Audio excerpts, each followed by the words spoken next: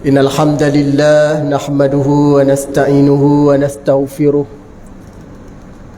ونعوذ بالله من شرور أنفسنا ومن سيئات أعمالنا من يهده الله فلا مضل له ومن يضلل فلا هادي له أشهد أن لا إله إلا الله وحده لا شريك له وأشهد أن محمدا عبده ورسوله قال سبحانك لا علم لنا إلا ما علمتنا إنك أنت السميع العليم قال رب اشرح لنا صدورنا ويسر لنا أمورنا اللهم ربنا افتح بيننا وبين قومنا بالحق وأنت خير الفاتحين اللهم أرنا حقا وارزقنا اتباعه وأرنا الباطل باطلا وارزقنا اجتنابه اللهم صل على سيدنا محمد الفاتح لما أغلق والخاتم لما سبق ناصر الحق بالحق والهادي إلى صراطك المستقيم وعلى آله حق قدره ومقداره العظيم أما بعد. Dikasihi Tuan Imam, seterusnya Tuan Pengurusi Sasa Pimpinan Surau, para jemaah muslimin muslimat yang dimulia diberkati oleh Allah Subhanahu wa taala sekalian. Sambung pada perbincangan kita para jemaah sekalian, masuk pada hadis yang ke-18 dalam bab yaburru walidayhi ma lam yakun mu'siyatan. Pada bab menyatakan berbakti kepada ibu bapa selama mana bukan kepada perkara muksiat. Haddatsana Muhammad bin Abdul Aziz qala haddatsana Abdul Malik bin Khattab bin Ubaidillah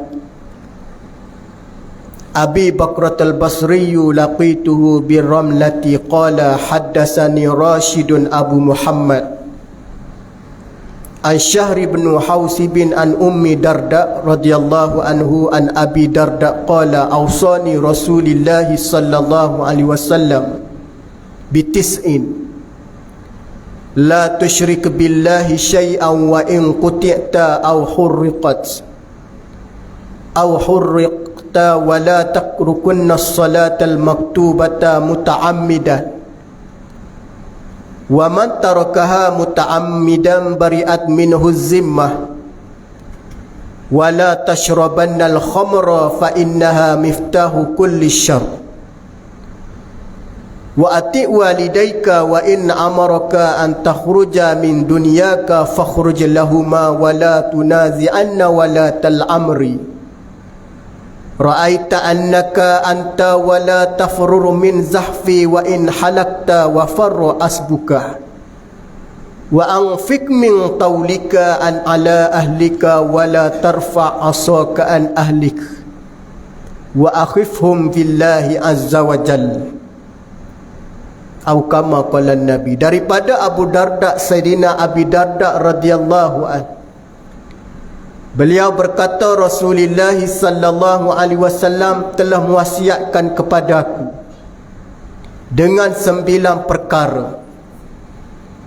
Antara wasiat Nabi para jemaah sekalian, antara yang Nabi sebut ausuni Rasulullah sallallahu alaihi wasallam, kata Abu Darda, aku mendengar Nabi memberi pesanan kepada kami di kalangan para sahabat Rasulullah sallallahu alaihi wasallam dengan wasiat 9 perkara.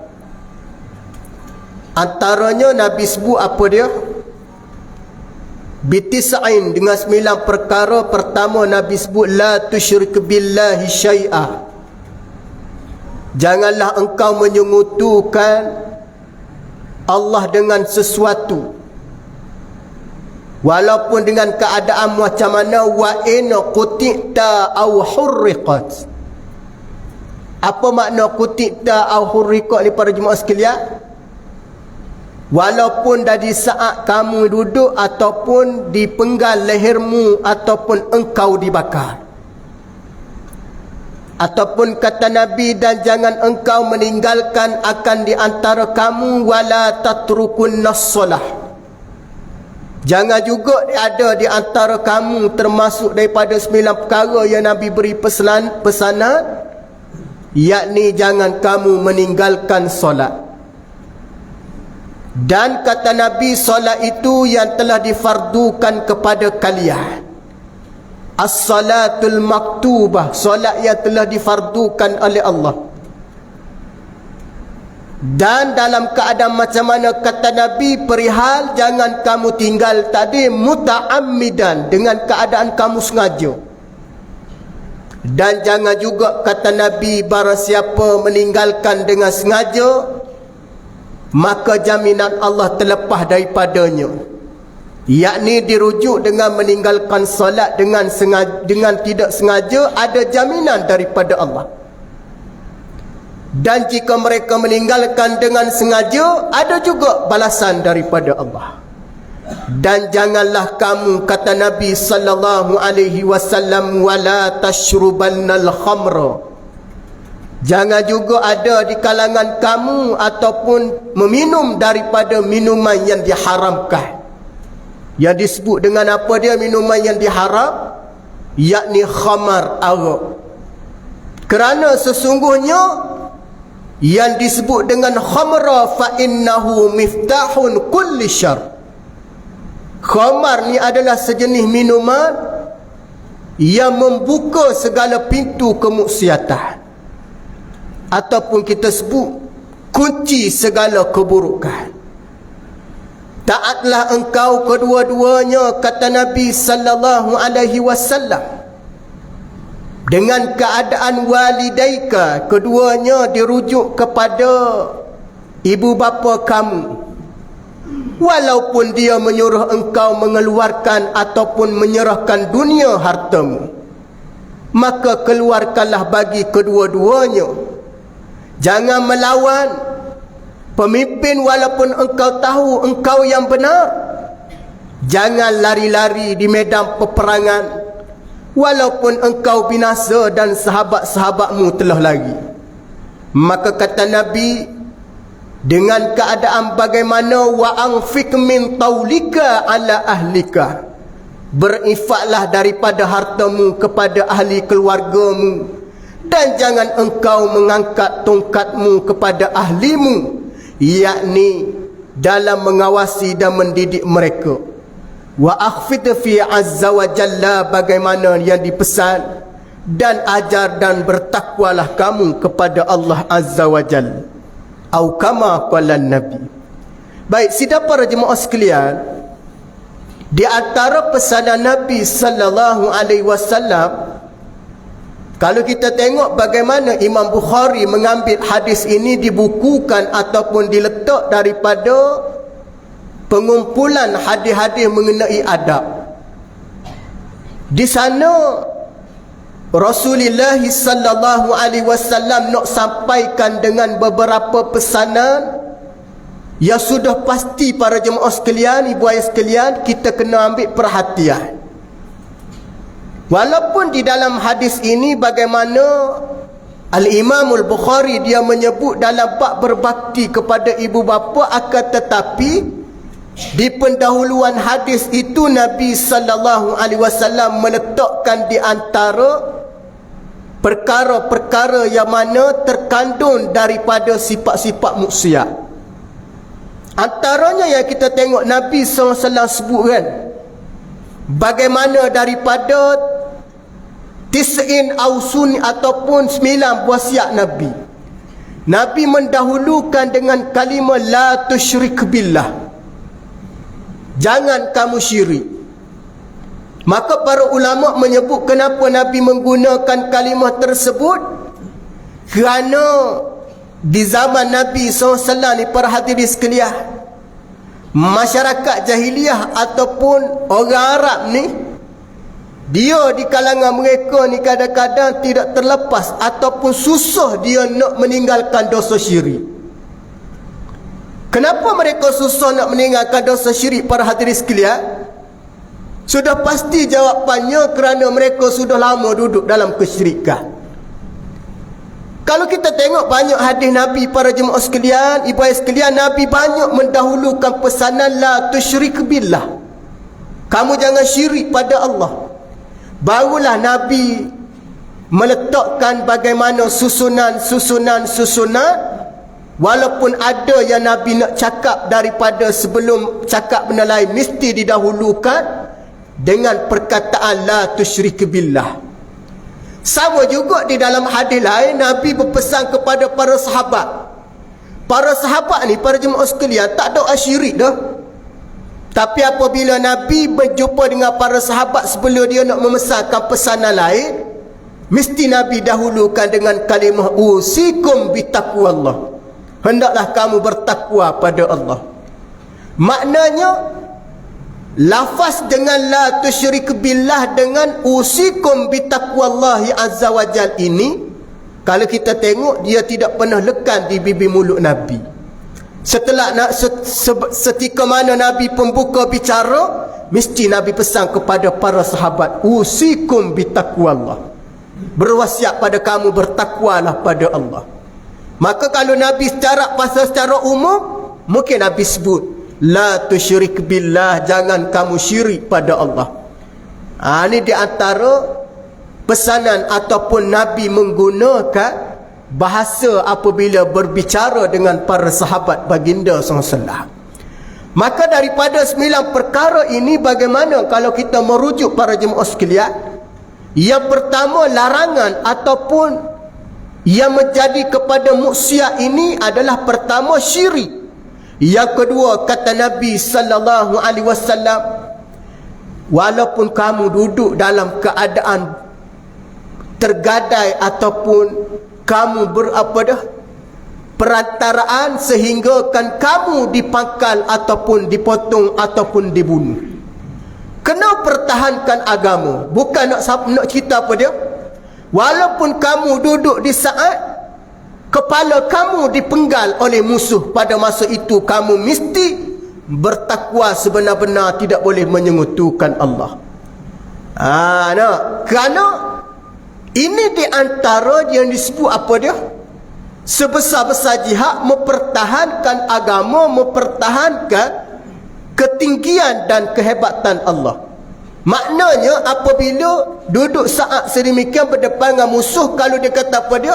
Kalau kamu tidak menyekutukan Allah, nescaya aku bunuh kamu. Maka pada saat itu menetapkan pendirian. Cuma ada beberapa pandangan para ulama dalam mempertahankan nyawa ataupun yang disebut dengan maqasidus syar'iyyah. Di sana kita kena belajar. Apabila kita berdepani dengan ugutan, yang mana ugutan tersebut disabit dengan teracamnya nyawa. Baik, pada masa tu ada beberapa kaedah dan perlu difahami dengan cara jelas. Contoh-contoh. Kita duduk seorang-seorang di rumah, tiba-tiba mari penjenayah ataupun pembunuh yang cuba nak bunuh kita. Kita ni tak ada cari apa masalah pun. Pada masa tu orang yang beriman dan bertakwa kena faham betul-betul. Nampak? Contoh, mempertahankan nyawa menjadi tujuan di dalam syariat ataupun yang disebut dengan maqasidus syar'iyyah. Jaga nyawa, jaga harta, jaga keturunan. Jadi waktu tu lagu mana? Di saat orang mari nak bunuh, maka dengan dua kata. Kalau kamu kata kamu beriman, aku bunuh. Kalau kamu kata tidak beriman, aku tak bunuh. Baik, para ulama ajar, di saat itu kita perlu perbetulkan diri kita dulu. Dalam diri kita iktikad pegangan tauhid, aku beriman dengan Allah, amantu billah. Tapi mulut hanya sekadar tidak ataupun mengeluarkan kata-kata seumpama supaya nyawa terselamat, maka diharuskan. Bahkan kita diwajibkan di saat sedemikian kerana takut dibunuh. Lepas daripada tu apa kena buat? Banyakkan bertaubat dan kita buat keumpama itu untuk menyelamatkan nyawa. Nampak? Tapi dicerita ni oleh Nabi di saat mana di kalangan musyrik, yang mana orang syirik terlalu ramai ataupun bahasa di syirik ataupun kelompok syirik pada masa tu ramai, maka jangan kamu mengikut kelompok mereka, walaupun kamu dalam saat sedemikian dipenggal lehi, kamu tak boleh nak ikut kelompok mereka. Nampak? Tapi kalau kita duduk seorang-seorang, contoh berlaku dah. Walaupun kita tahu kita tak ada duit, memang duit tu je ada, RM10 tu je ada, maka perampok jalanan kata penyamun terbus, kalau kamu tak bagi duit, aku bunuh kamu. Pada masa tu kita kena bagi duit pada dia supaya nyawa kita selamat. Bukan kita reda dengan cara dia, kita tak reda tapi nak menyelamatkan nyawa, ambil lah. Tapi dengan syarat kau jangan bunuh aku. Kita tak reda pun, tapi dah di saat kesempitan ataupun darurah. Darurah itu terancam nyawa, sehingganya pisah duduk sini, pistol duduk atas dahi. Tapi kalau setakat ugu, mu beriman daripada Allah. Kalau mu kata beriman, aku tembok kamu, pistol tak ada lagi, tu tak sampai tahap tu lagi lah. Itu sekadar ugutan baru. Ya boleh kita nak memahami situasi tu apabila pistol duduk sini, pisau duduk di leher. Tu lain lah cerita dia. Nah, sama juga waktu kita darurah. Bukan terus tak ada makanan, makan babi. Ada orang tak ada makanan, terus nak makan babi. Sana cari dulu makanan yang boleh halal, boleh makan. Burung ke, ikan ke. Ni kita tak ada makanan, terus cari babi. Mana boleh? Tengok babi lalu, takak babi makan. Walhasil sebelum babi tu ada burung terbang, ada ikan dalam laut. Macam tu juga. Yang nak makan babi ni tak ada apa dah. Tak ada benda dah. Ikan tak ada, binatang lain tak ada. Kebetulan dah lapar sangat dah. Lalu depan makan sekadar untuk nak menyelamatkan nyawa supaya tak mati. Tapi kita tak saat sedemikian lagi.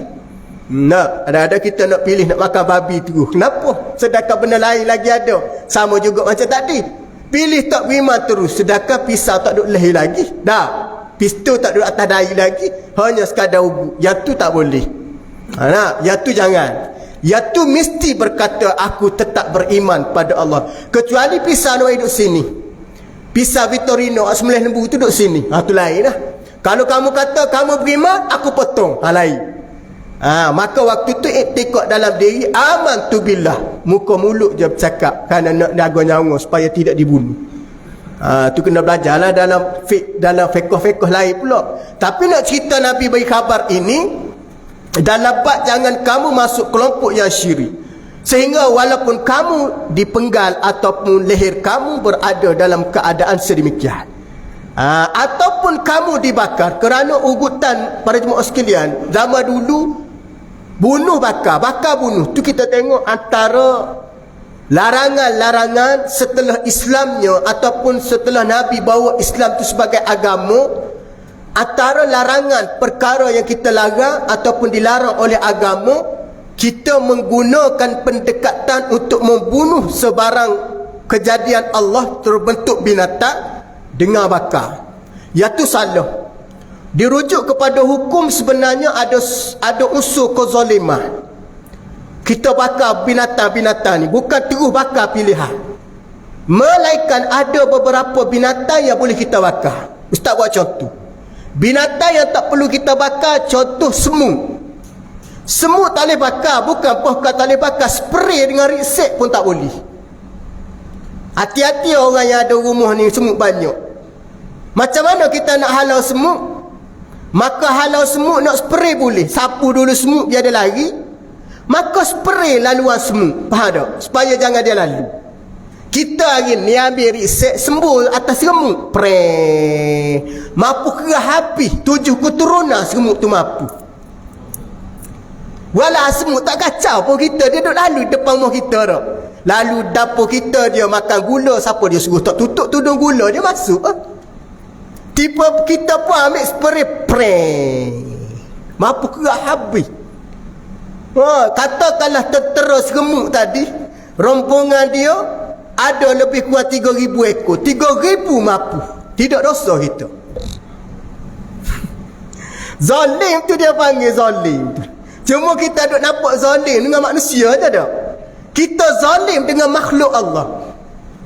Habis tu macam mana nak buat ustaz? Ambil penyapu sapu dia dulu, halau dia pergi. Lepas tu spray lah tempat dia duduk tu.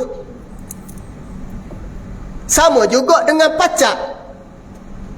Ada orang ambil pacak bakar. Salah tu. Pacak, cara dia, orang tua dulu dia ambil abu. Dah ada abu.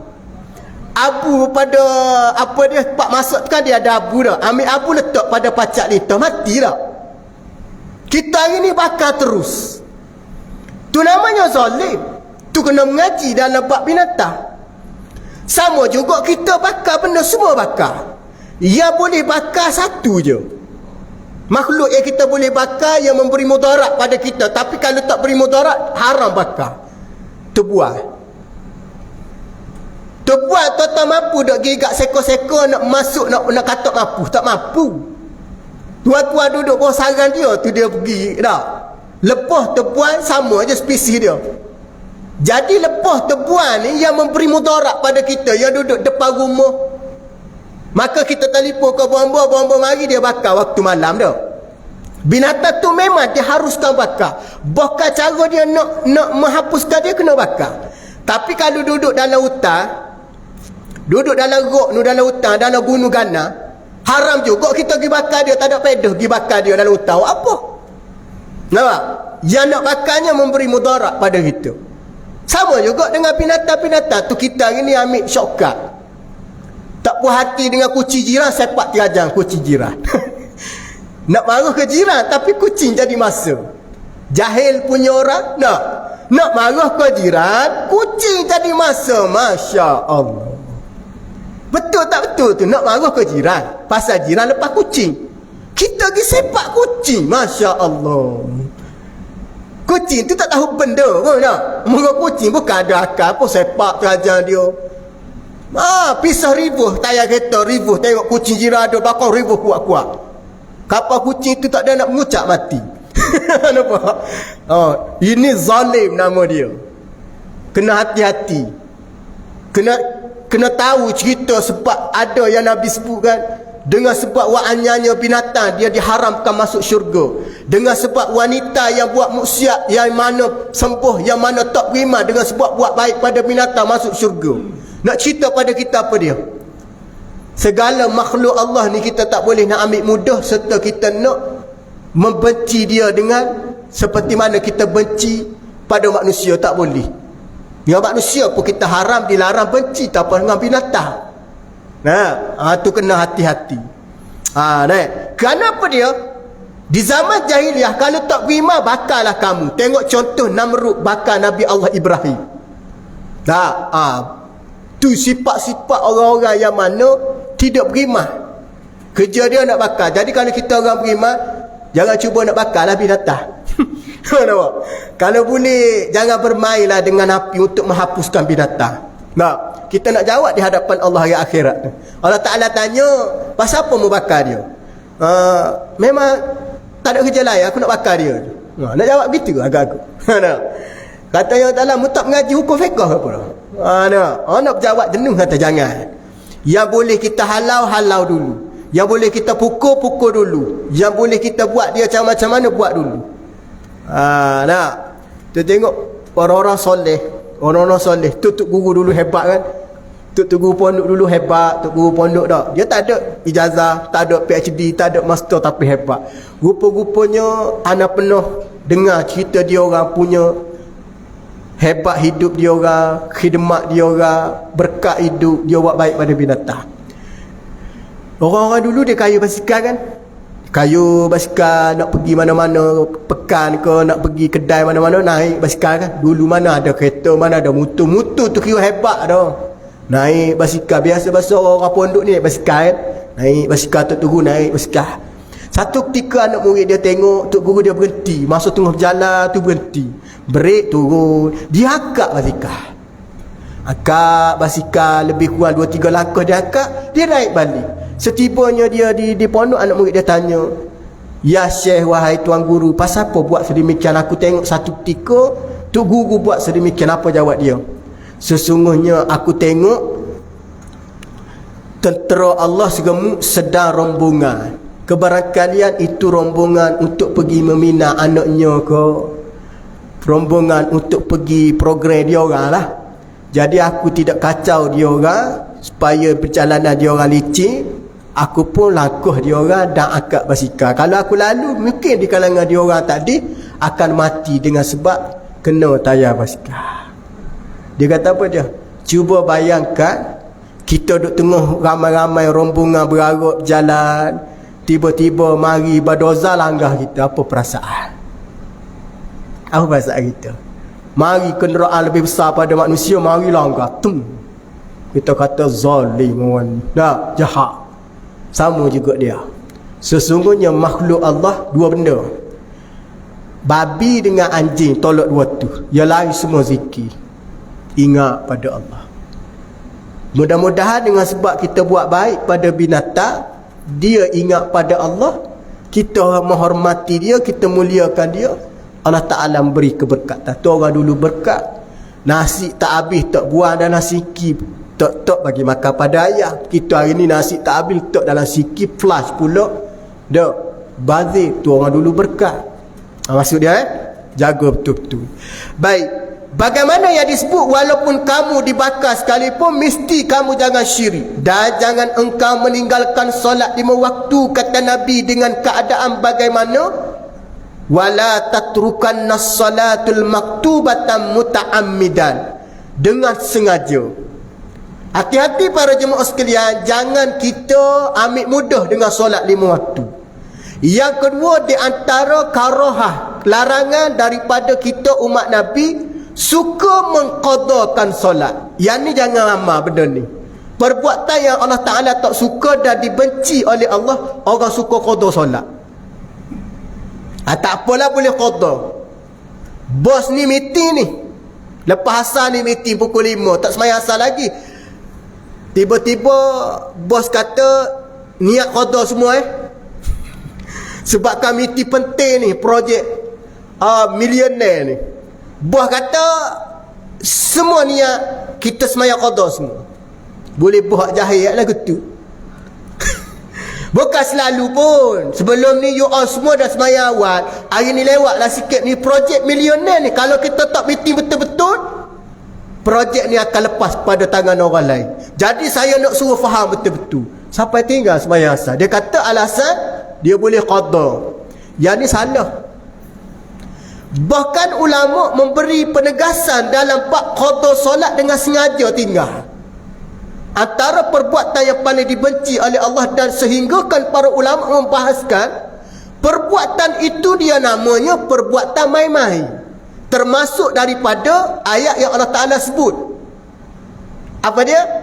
Orang yang semayang dalam keadaan mereka lalai, mereka mempermain, mereka buat main-main dan sebagainya. Kena hati-hati. Jadi kalau boleh, semayang ni mesti dalam waktu.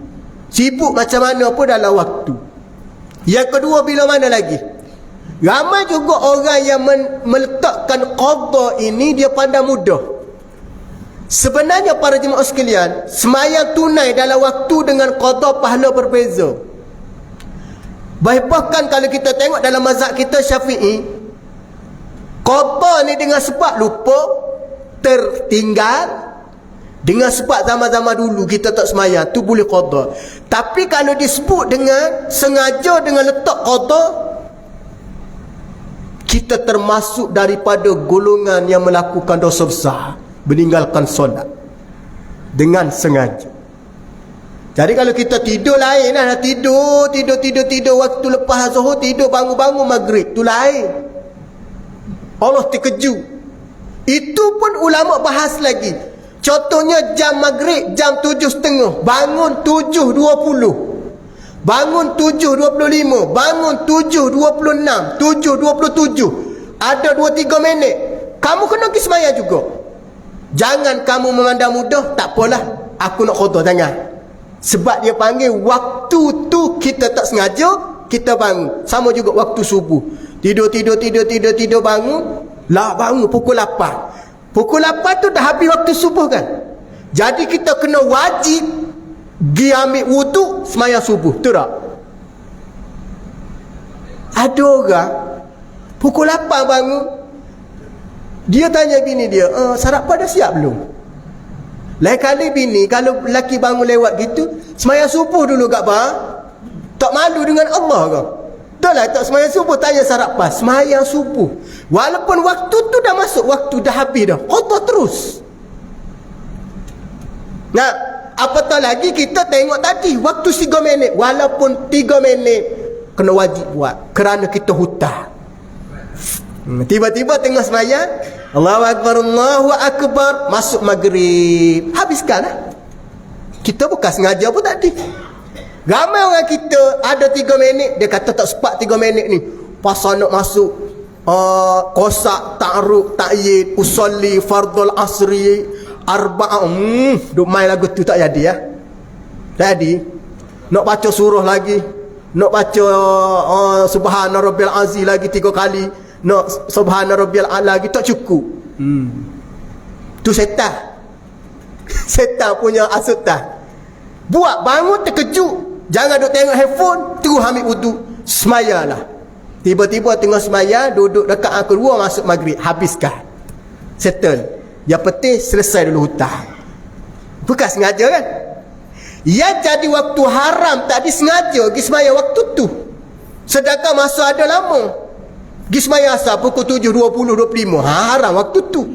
Haram tinggal sengaja, tapi tak sengaja dibolehkan, kena buat. Bahkan ulama suruh segera tunaikan. Pasal kita tak tahu kita nak mati bila. Elok kita menangguh lepas maghrib mati. Asal tadi tak qada lagi. Hati-hati tu kena selesai betul tu. Ramai orang tak faham dalam masalah solat dalam waktu, bagaimana Nabi membuat penegasan. Wala tatrukanna solat, kata Nabi, jangan kamu tinggalkan solat maktubah. Solat maktubah ni solat yang sudah difardukan. Subuh, zuhur, asar, maghrib, isyak, 5 waktu. Muta'ammidan, dengan sengaja, kata Nabi.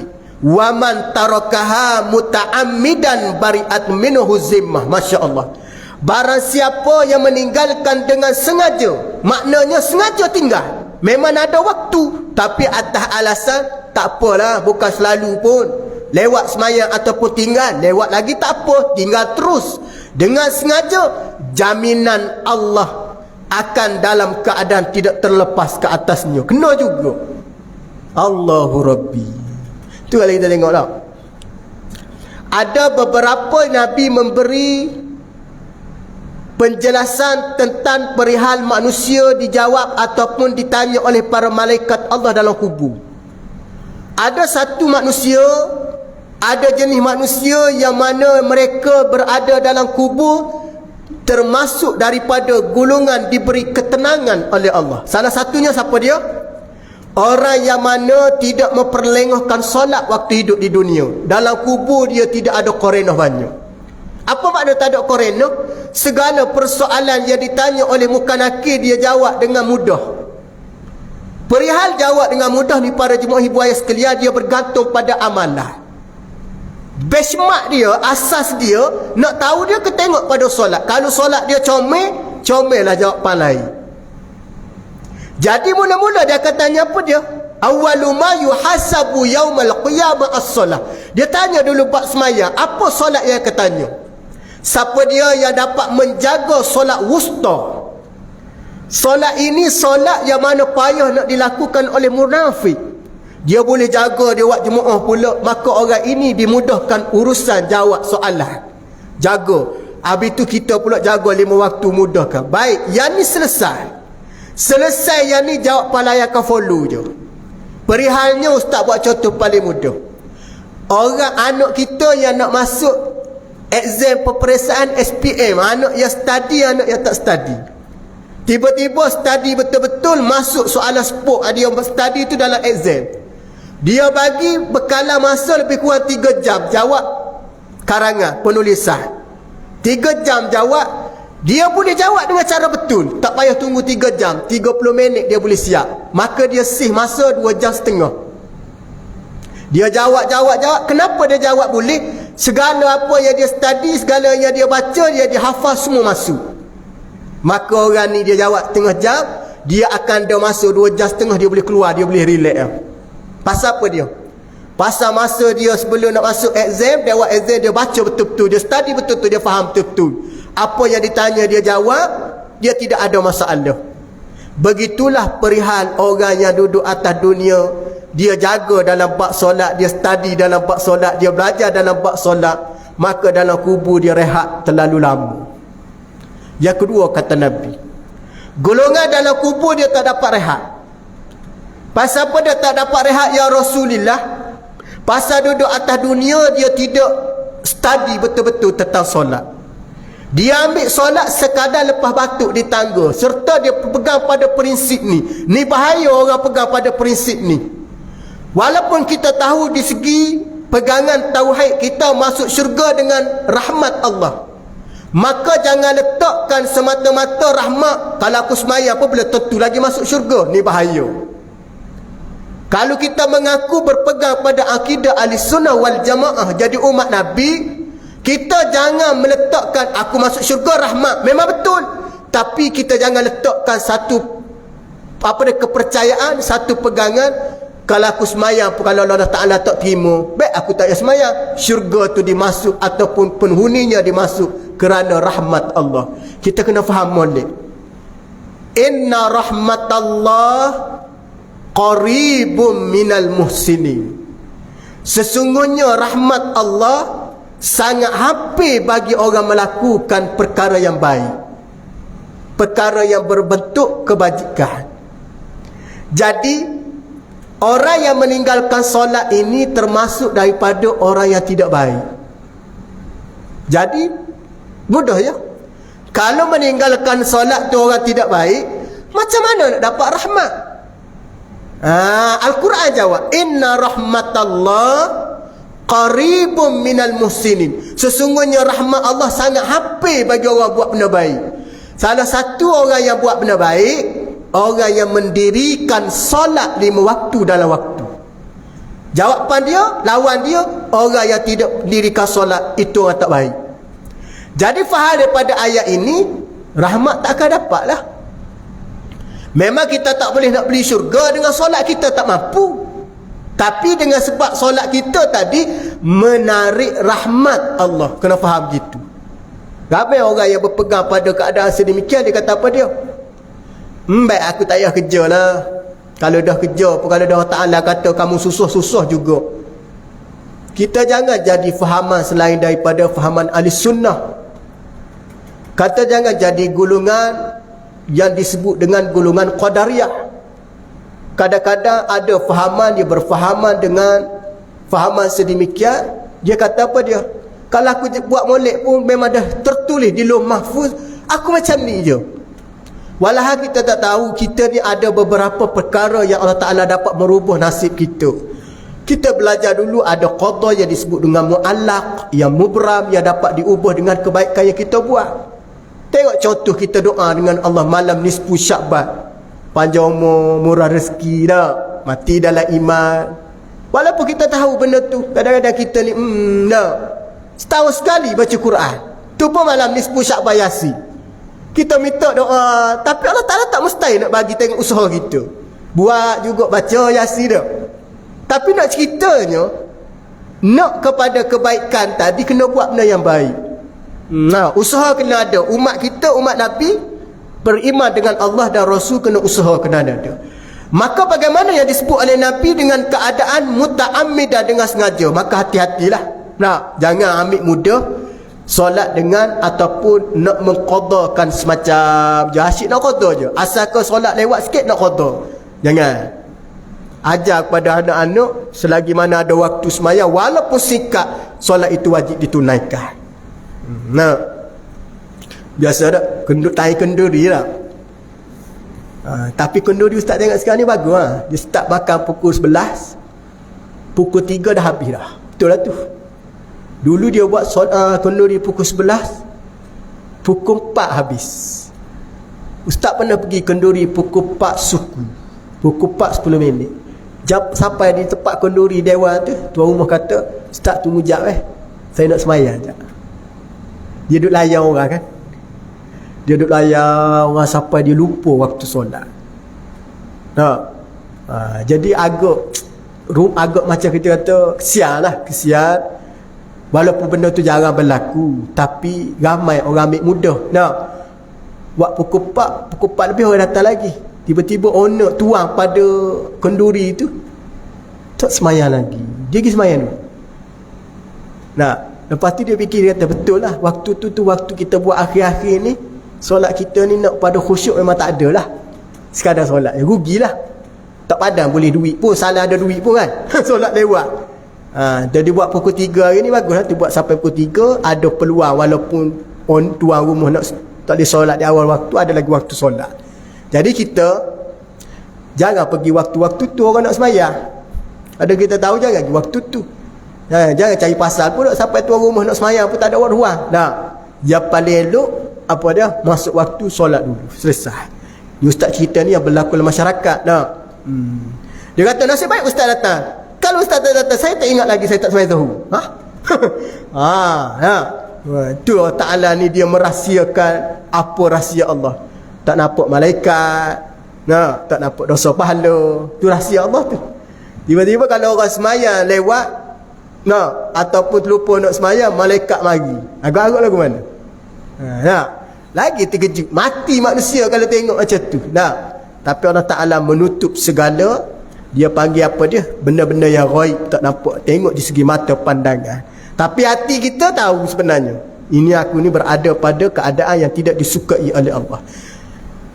Wa mat tarakaha muta'ammidan bari'at minul huzimah wala tashrabannal khamra fa innaha miftahu kulli syarr, kata Nabi. Janganlah engkau meminum minuman yang memabukkan. Khusus pada khamar ini adalah dibuat daripada anggur perahan ataupun jeruk anggur yang lama, sehingga membawa kepada berubah pada sifat dan wasa dan berubah pada sifat asal dia. Dia bukan nak kata buah anggur saja, tak kira lah. Tapai tu lama-lama tu, lama lebih pada tarikh dia tu, dia berair kan. Yang berair tu kalau kita tengok sampai satu masa dia buih. Yang buih tu memang mabuk.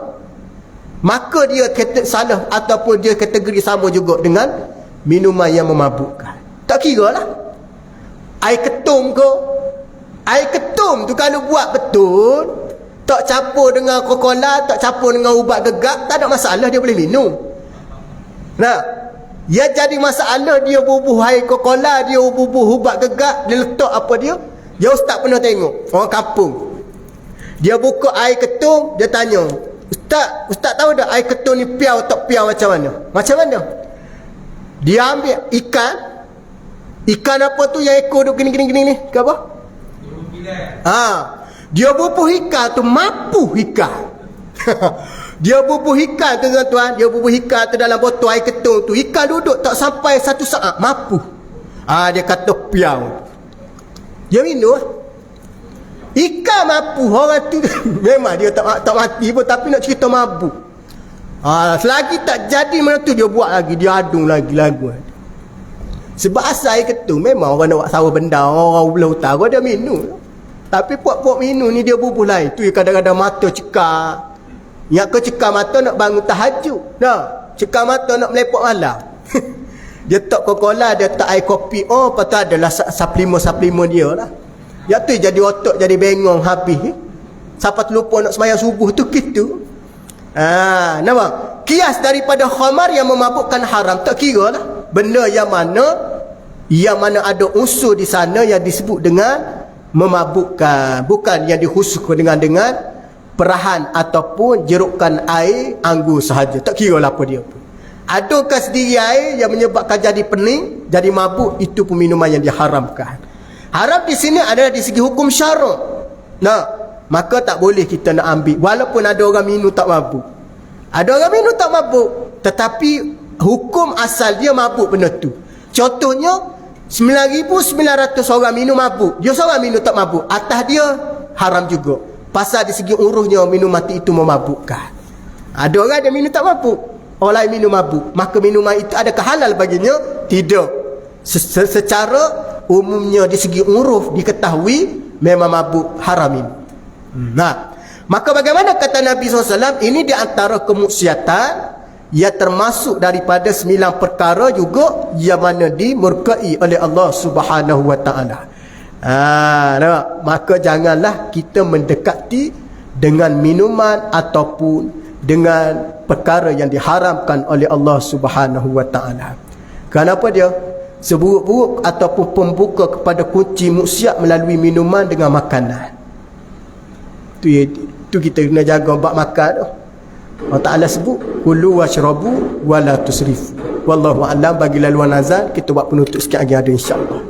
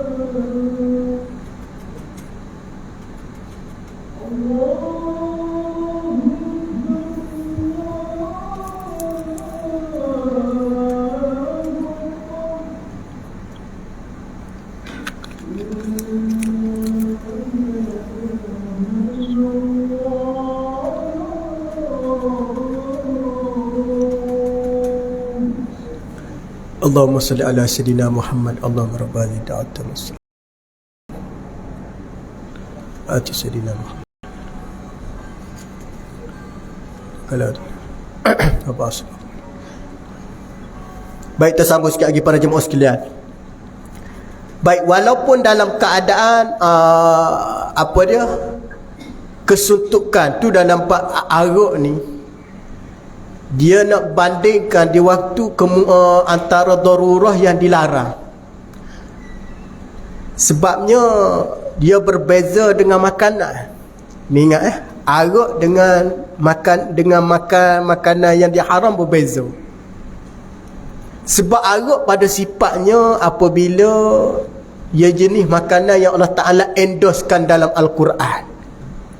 Innamal khamru wal maisiru. Benda-benda tu yang termasuk daripada perkara yang diharamkan secara qat'i dan tidak ada perbahasan di kalangan ulama.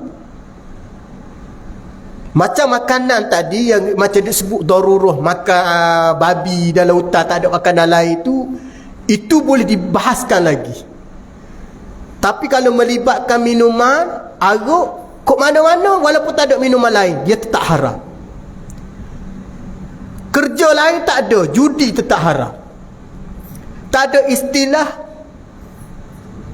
kenapa judi, duit tak ada, dah dapat duit tak nak judi, bertaubat tak nak judi, tak ada istilah tu. Begitu juga dalam tilik nasib, atau jumpa dengan orang cari ustaz tak ada, nak suruh ustaz sebenarnya buat sembahyang hajat, kebetulan ustaz tak ada balik kampung, contoh. Jadi adalah dalam kampung tu orang jenis suka tilik nasib. Sebenarnya nak suruh ustaz buat sembahyang hajat supaya permudahkan urusan. Nak naik rumah ni, nak buat belah mana rumah ni, contoh. Tanyalah ustaz buat sembahyang hajat, ustaz kata buat belah ni lah. Orang dulu kan. Nak letak nama anak ni, letaklah nama anak ni. Nah, ustaz ni dia tengok di segi makna pada bahasa, nama tu dengan bahasa Arab, teli ke tak. Gi jumpa dengan orang bukan-bukan dengan alasan nak mendapatkan petunjuk, contoh. Apa di mana? Nak dapatkan dia panggil cadangan pandangan dia. Kena pula orang tadi yang jenis orang yang jenis duk main tilik nasib dan sebagainya. Benda tu tak boleh. Dia haramkan secara jelas. Arab pun sama juga, dia tidak ada istilah ia pilihan, tak ada. Haram jelas. Tidak ada yang disebutkan ulama membenarkan walaupun di waktu kesutukan macam mana. Nah, tu jangan ambil mudah dengan benda tu, kerana masuknya agak, keluarnya iman. Kerana yang disebutkan oleh Nabi sallallahu alaihi wasallam, miftahu kulli syarr, pintu pembuka, kunci pembuka segala kemaksiatan, agak. Masuk je dia secara automatik, benda maksiat akan masuk. Asalnya nak jadi rogub, zina, nak jadi bunuh orang, asal daripada arak. Minum arak mabuk. Itu zaman jahiliah tu Nabi menharamkan di Madinah. Minum arak tu dia jadi pening mabuk tu, dia jadi zina dan sebagainya. Wal-iyazubillah. Allahu Rabbi. Kerana sesungguhnya kekunci keburukan, ta'ala engkau akan kedua ibu bapamu. Baik, yang ni yang dikatakan wa in apa dia? Mentaati kedua ibu bapa dengan keadaan bagaimana kata Nabi, mentaati kedua ibu bapa kamu, yakni orang tua kamu, di dalam keadaan walaupun dia menyuruh engkau mengeluarkan, yakni menyerahkan dunia. Contoh, mak ayah kita ni kadang-kadang kan ada peras ugu. Mak ayah kita kata, aku nak harta kamu. Kebetulan ayah dia je jenis mabuk, mak dia jenis pening. Ada biasa berlaku ni orang yang krisis rumah tangga. Ayah yang jenis ugu anak, mak je jenis suka ugu anak, ambil duit anak dan sebagainya. Yang ni berlaku dalam masyarakat apabila iman ataupun kejahilan menguasai. Ibu ya duk main dengan gege JRU contoh, duk main dengan jenis macam-macam aktiviti dia orang. Lalu sekali pada masa tu status ibu tak akan gugur, anak wajib taat. Iaitu yang Nabi sebut, kalau mak minta apa di waktu tu pun, kalau mendatangkan kemudaratan bagi kita ataupun terancam kita, kita kena bagi pada dia. Memang kita tak boleh nak tegur pun keadaan macam tu. Tambah-tambah ayah lagi, ayah yang jenis duduk pening duk main benda buka-buka. Pada masa tu sifat ataupun kedudukan ayah tetap mulia terhadap anak. Maka kata Nabi SAW, taat keduanya walaupun dia menyuruh engkau mengeluarkan, yakni menyerahkan dunia hartamu, kena bagi. Kerana dibimbangi akan mendatangkan kemudaratan bagi kamu, maka bagilah. Maka kata Nabi SAW, maka keluarkan bagi kedua-duanya. Jangan melawan, jangan kita lawan. Kerana melawan itu menyebabkan menjadi mudarat. Satu, kalau tidak mudarat sekalipun akan termasuk di kalangan cara kita melawan tadi. Takut-takut ada unsur kita dalam keadaan mengkhianati ke orang tua. Tu kena hati-hati. Dan juga kata Nabi SAW, maka janganlah engkau dengan erti kata melawan pemimpin walaupun engkau tahu engkau yang benar. Taat pada pemimpin ini ada dia punya kaedah dia. Bagi kita rakyat ada cara nak mentaati. Bagaimana mentaati? Tak boleh kita nak menaikkan dia di khayat ramah. Taat juga dengar kata dia, diam tu lebih baik. Ada satu masa boleh tegur dia. Dalam Malaysia kita tegur dia macam mana? 5 tahun sekali. Tu je lah. Atas surat layan tak dengar. Nah, tegur tak dengar, nak buat juga. Tunggu 5 tahun akan datang, tak payah hundi lah. Hundi orang lain pula. Waktu ajar dia. Sebab kita mentaati dengan arti kata, kita tidak akan reda kemaksiatan. Tetapi kita kena ajar dia dengan kaedah sedemikian. Nampak? Jangan lari di medan peperangan. Sebab dengan pemimpin ni dia kena hikmah. Kerana Al-Imamul Adil ini status dia ambil cakna. Satu hadis Nabi ada bersabda, sahabat pernah bertanya pada Nabi, ara'aita in kana alaina umara la yastannuna bi sunnatin famaza ta'muru fi amrihim ya Rasulillah. Jika ada di antara kami umara, pemimpin lah, la yastannuna bi sunnatin, tidak menunaikan ketentuan Allah, dia buat tak cakna je pasal dosa pahala, dia buat tak cakna je tentang maksiat, mai duduk lepas je lesen judi, contoh dah. Bagaimana kita terhadap pemimpin? Sahabat bertanya, famaza ta'muru fi amrihim ya Rasulillah. Maka jawab Nabi SAW, la ta'ata liman lam yuta'illa hawa rasul. Jangan kamu taat. Apa makna dia? Jangan kamu ikut, jangan kamu dengar, jangan kamu sokong dia, selesai. Gitu je lah. Nah, bahasa kita kata gitu. Jangan kamu sokong dia, bersetuju dengan cara dia. Ataupun dengan hadis lain ada Nabi menyebut, la ta'ata fi mu'siyatil khaliq. Tidak ada istilah nak mentaati kepada perkara yang mendatangkan kepada maksiat pada pencipta, yakni Allah. Jadi kita ada cara kita tak boleh nak memberontak, tak boleh kita nak menunjukkan rasa ekstrim kita sampaikan nampak Islam tu agama yang mengacau manusia. Tidak, dia ada cara dia. Dan dalam keadaan bagaimana, kata Nabi, jangan lari kamu di medan peperangan walaupun engkau binasa dan sahabat-sahabatmu lari sekalipun di waktu itu. Ini di antara kemaksiatan ataupun di antara perkara yang dilarang oleh Nabi SAW. Apa makna dia? Di zaman dulu Nabi kata jangan lari di medan peperangan. Kalau lari itu adalah golongan munafik. Kita kata hari ni apa dia? Kita tak perang hari ni kan? Kita hari ni negara kita aman.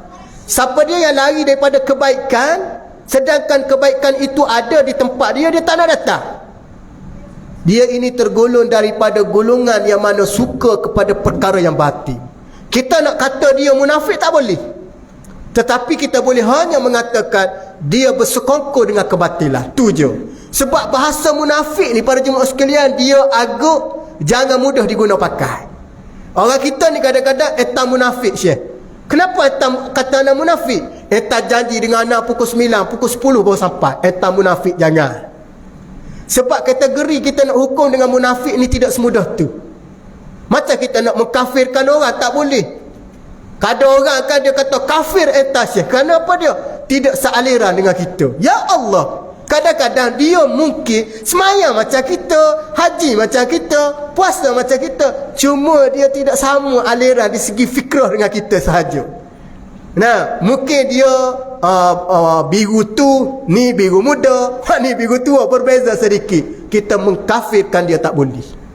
Itu bukan ajaran ahli sunnah dan ajaran umat Nabi SAW. Kena hati-hati dengan dua kalimah, kafir, munafik. Orang kita ni ada gua main.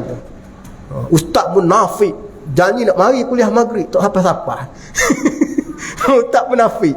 Ada dia bahasa tu jangan mudah dilemparkan ataupun disebut dengan bibir mulut. Bagaimana kata Nabi SAW?